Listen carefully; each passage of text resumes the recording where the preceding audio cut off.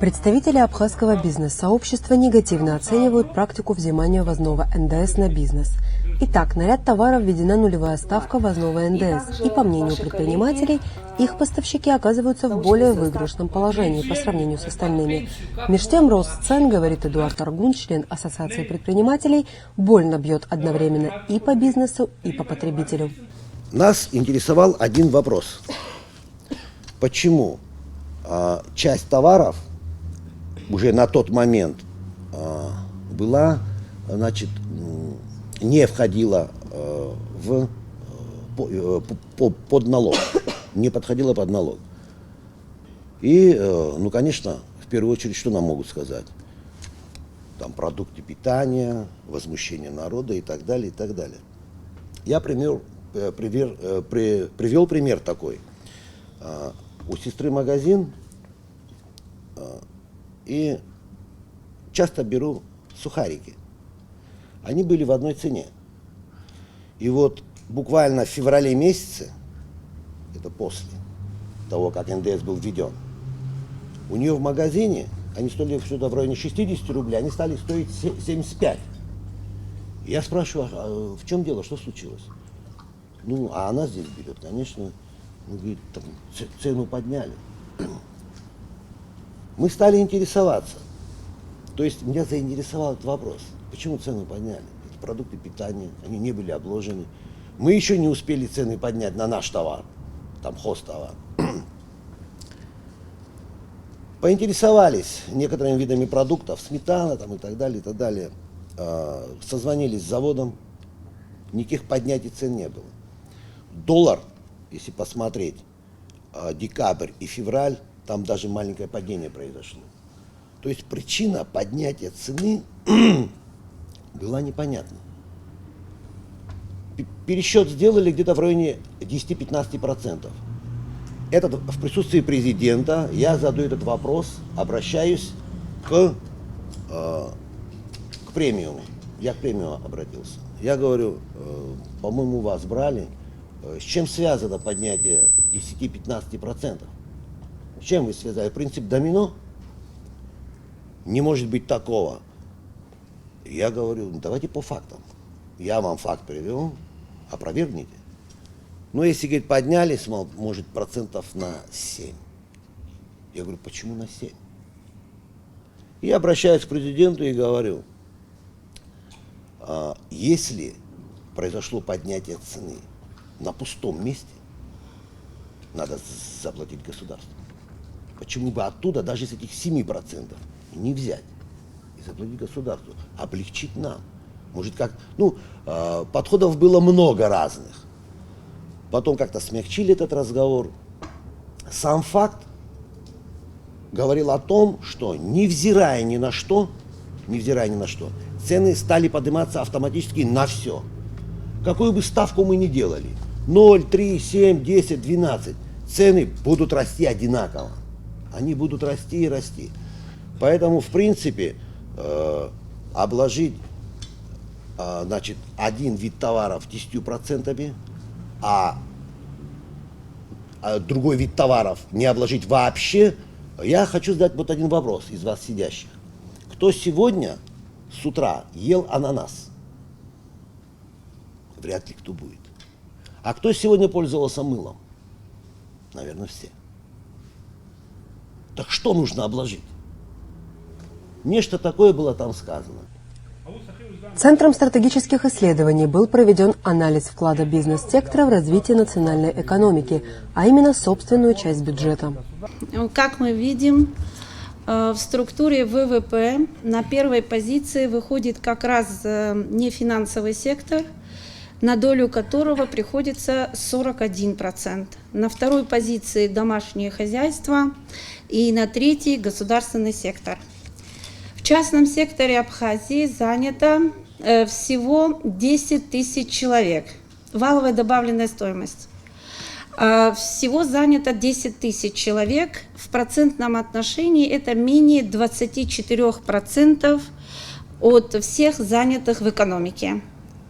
Но когда мы сравнили производительность труда вот в этих секторах, частном и государственном, получилось, что на одного занятого в частном секторе ВВП приходится в 2 раза больше, чем в государственном секторе.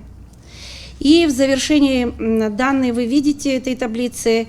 Объем промышленной продукции нашей республики и розничный товарооборот в целом, если взять, то на долю частного сектора приходится 96%. Следующий слайд. Здесь структура доходов государственного бюджета нашей республики. 47,5% это собственные доходы. В натуральном выражении, или в стоимостном выражении, извините, это 4,5 миллиарда рублей.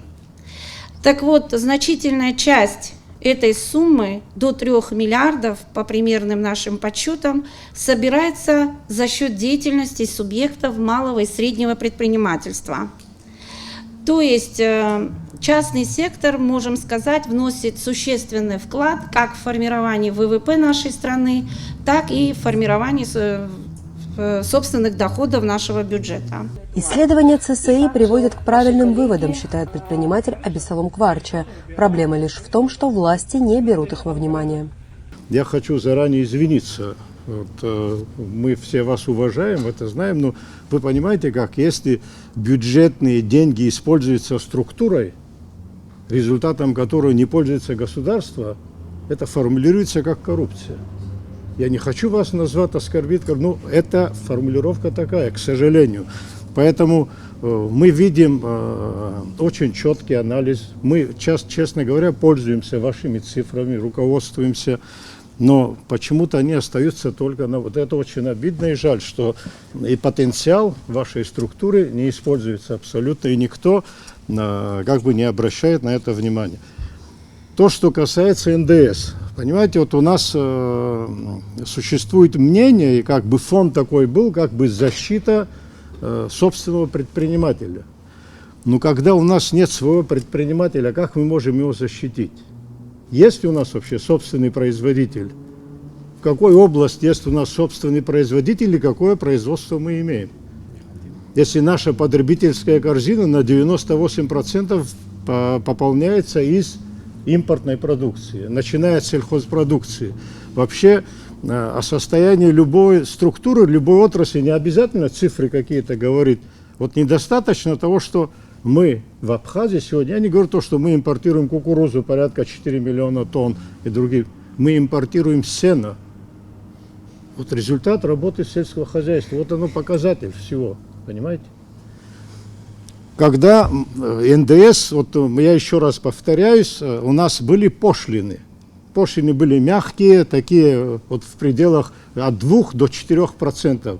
Ну, бизнес выплачивал эти пошлины в связи с тем, что договор был составлен это между Россией и Абхазией, чтобы об отмене пошлины, ну, применили НДС. НДС это уже стало 10-13%. Понимаете, это такой резкий рост. Ну, для любого бизнеса это серьезная нагрузка. Потом я еще раз повторяюсь, понимаете, казалось бы, зачем бизнесменам или предпринимателям беспокоиться, когда плательщиком НДС является конечный покупатель. Он в итоге это НДС возмещается. Но любой бизнесмен, любой предприниматель знает потенциал покупательной способности населения. Они чувствуют, что покупательная способность падает, и поэтому НДС, вот как Хатуна до этого сказал, он больше играет, чем позитивную, негативную роль. Но нас никто не слышит, упорно никто не слышит, понимаете? У нас вот такое впечатление создается, что предпринимательское сообщество и правительство рабов живут в параллельных мирах.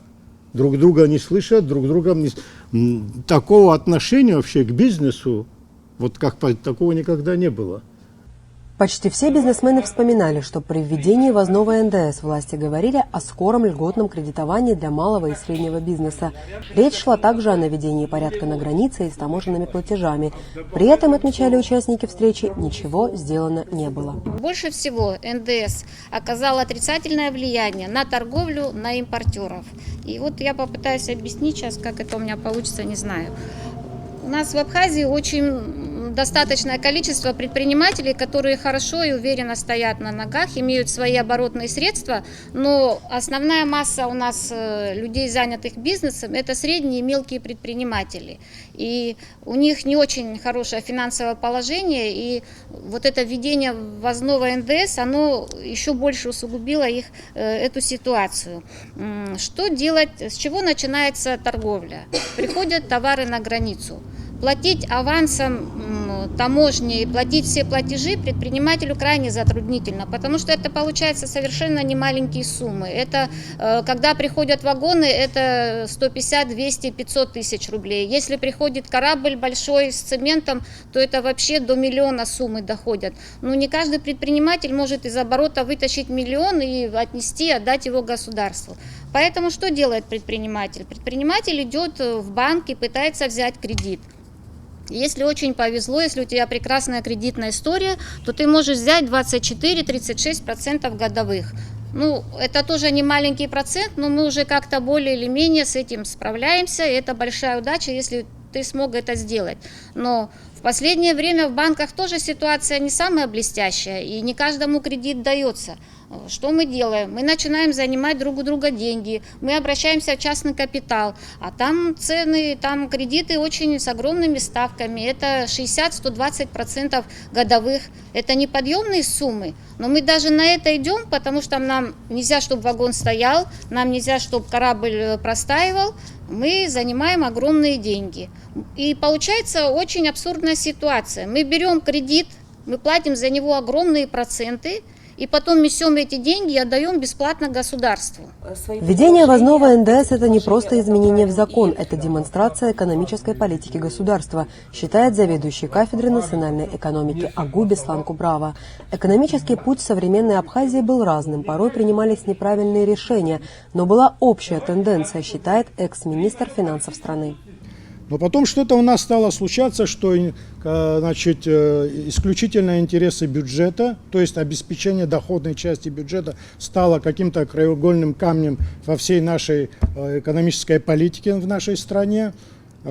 Хотя я считаю, что я бюджетник, значит, по бывшей своей работе, когда-то занимался доходной частью, а потом занимался расходной частью. Знаете, между интересами бюджета, то есть обеспечением доходной частью бюджета, и налогоплательщиками всегда должен соблюдаться баланс интересов между этими двумя, так сказать, интересами. Это хрупкий баланс всегда, малейшее, значит, неправильное влияние в ту или иную сторону приведет обязательно к негативным последствиям. Что мы получили вот с НДСом и по Ореху тоже?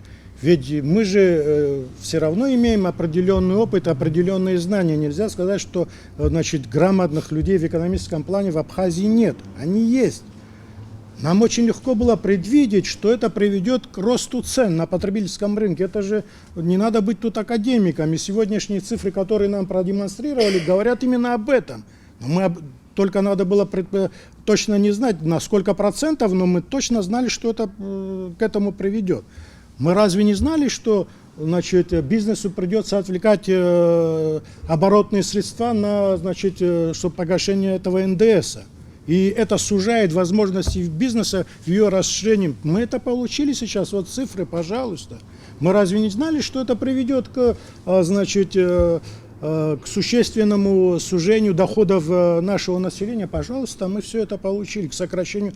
Весь букет негативных явлений в экономике мы это получили. Введение ввозного НДС привело к тому, что средние и мелкие предприниматели массово обанкротили, считают бизнесмены. За время действия закона о ввозном НДС численность работающих только в Сухуме сократилась на 400 человек, 49 предприятий закрылись. Помимо этого, речь идет о большой конкуренции на абхазском рынке с иностранным производителем. На полках даже здесь, в Абхазии, если сравнить цены с джем наш и джем Махеев, мы проигрываем в цене. Хотя если посмотреть на состав, у Махеева там там и даже фруктов нет нормальных. У нас в производстве только фрукты, вода, сахар. Все, точка. Мы прошли сертификацию нашей полностью всей продукции компотов и джемов в России. И вот тут еще одна проблема такая. Значит, в России у нас за всю партию взяли один раз и выдали один документ сроком на 5 лет. Когда же мы обратились в местный госстандарт, началось на каждый вид продукции, в зависимости от объема партии, ограничения на 1 год. Хотя вот понять бы, ну дали в России, нормально, все, анализы все произвели, выдайте нам сертификат здесь, ну заплатим мы, допустим, там 1000-2 за этот бланк, за бумажку и будем спокойно торговать. Нет. Наши джемы, компоты мы производим из продуктов, которые мы выращиваем сами на своих плантациях. Но опять же уже было сказано про вредителей. Чтобы сохранить это все, нужно купить лекарства. НДС обложили. Надо сделать удобрение, чтобы все это росло. Опять завезли, НДС обложили. И цена, соответственно, растет, растет и растет. Нам обещали нормальные вменяемые кредиты. Вот из собранного НДС, значит, будут кредиты, чтобы мы могли их взять. Но мы все видим, что их так и нет. Вот. И недавно в парламенте министр экономики сказал, что здесь в Абхазии прекрасные условия, благоприятный экономический климат здесь, электроэнергия очень дешевая, дизтопливо дешевое, но как производителю мы можем сказать, что мы готовы платить электроэнергию по нормальной вот полной стоимости, но только уберите все вот эти вот надстройки финансовые, которые непонятно за что мы платим. И мы будем производить больше и будем вывозить, ну и мы должны друг друга услышать. Безусловно, НДС необходим для государства, но самое главное – правильный подход к его реализации, считает предприниматель Леонид Осия. Фактически НДС должен лечь на плечи покупателя, но получилось наоборот, проблема сегодня существует у производителя, говорит Осия. Говорится о том, что правильно организовать это все. Должно быть правильно, без, естественно, налога. Государство живет за счет производителей, за счет предпринимателей в большей степени, если у него нет каких-то нормальных источников природных. Он живет за счет предпринимателей. И самая главная задача для государства – это создать условия для развития предпринимательской деятельности. Вот тогда государство будет расцветать. Если мы не создадим все условия для развития предпринимательства, и в первую очередь, конечно, предпринимательства, конечно, которые занимаются экспортированием, которые производят продукцию. Самое главное это сделать. Вот тогда государство может процветать. Я понимаю, что у нас очень много проблем. Мы сегодня для производителей наших проблема это в том, что у нас нету нормального рынка. У нас маленькое население. Мы замкнуты. Мы сегодня имеем выход только в Россию. Но и, к сожалению, и выход туда, в Россию, вывозить продукцию, это очень большая проблема. Естественно, конечно. Здесь, ну, естественно, как я имею в виду, конечно же, очень много преград становится и с той стороны, и, к сожалению, с нашей стороны тоже. Вот то же самое, то, что мы здесь уже говорили, о том, что вместо того, чтобы освободить человека от всех этих проблем, а создать все условия для того, чтобы производитель мог вывозить свою продукцию и выносить ее на рынок. Еще одну важную тему поднял Астамур Ашуба, член Ассоциации предпринимателей. По его словам, существует также большая проблема с собираемостью налога. В нашей стране очень много возможностей, связанных с туризмом, сельским хозяйством.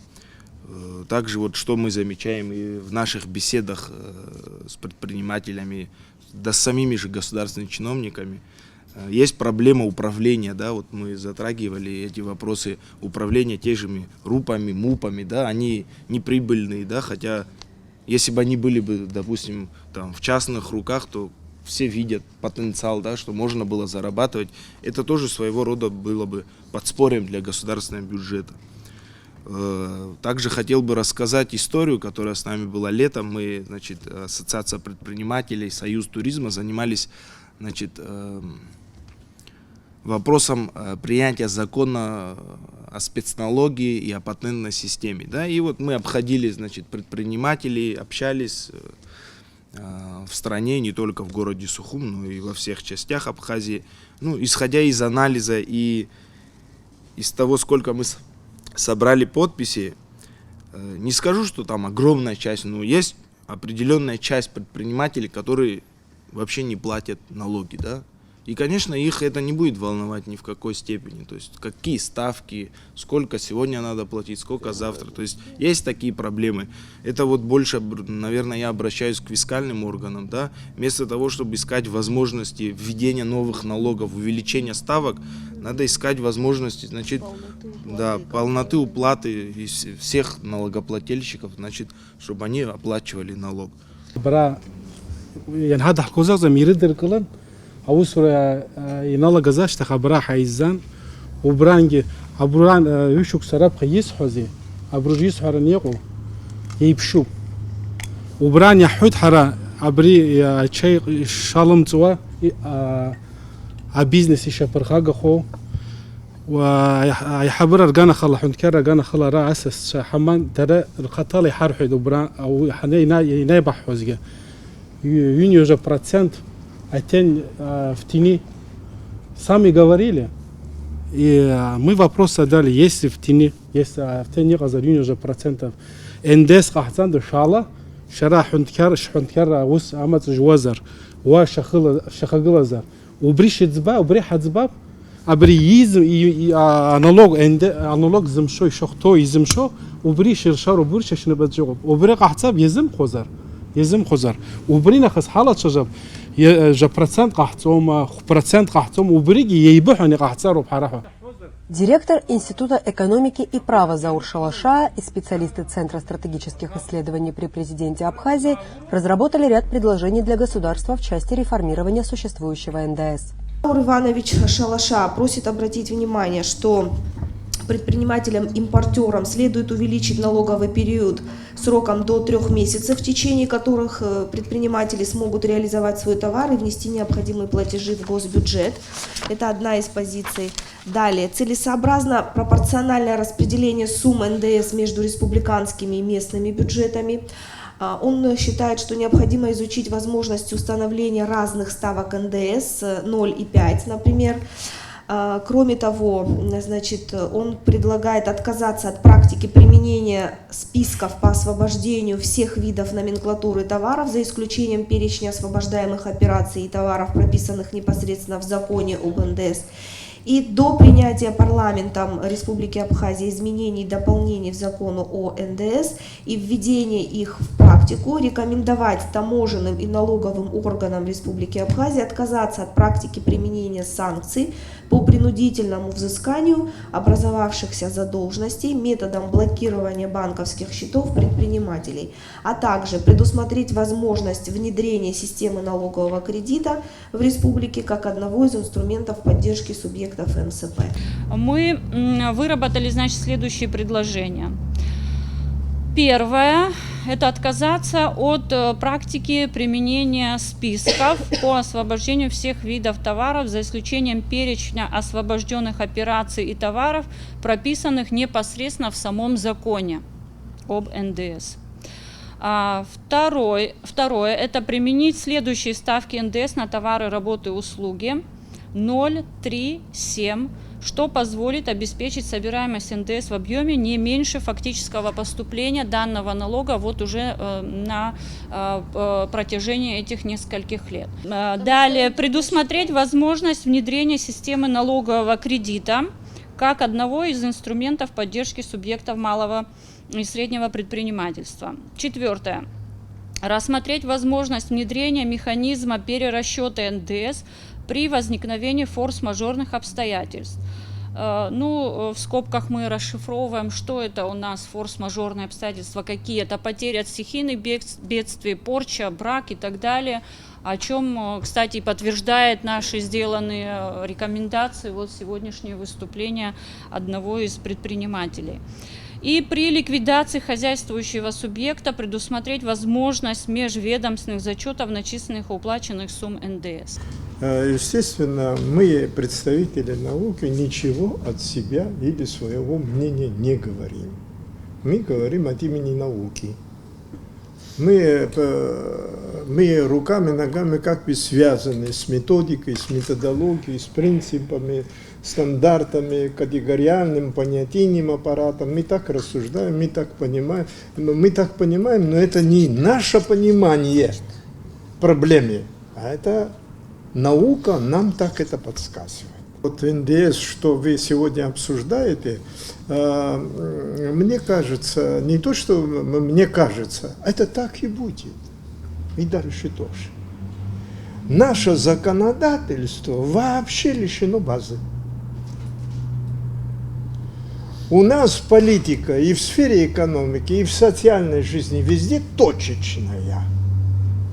Она лишь реагирует на определенные явления. Но программно-целевого подхода на среднесрочную или долгосрочную перспективу развития и так далее, значит, в нашей политике такие принципы, такие понятия, такие подходы не имеются. Нет у нас это. Предприниматели уже не первый год говорят о своих проблемах, связанных с ввозным НДС. Но, по их словам, власть сообщества не слышит и не хочет ничего менять. Бизнесмены намерены обратиться к президенту страны, к спикеру и премьер-министру с просьбой рассмотреть предложения, направленные на реформирование действующего закона о налоге на добавленную стоимость. Элеонора Гилаян, Эдуард Таракелян, Абаза ТВ.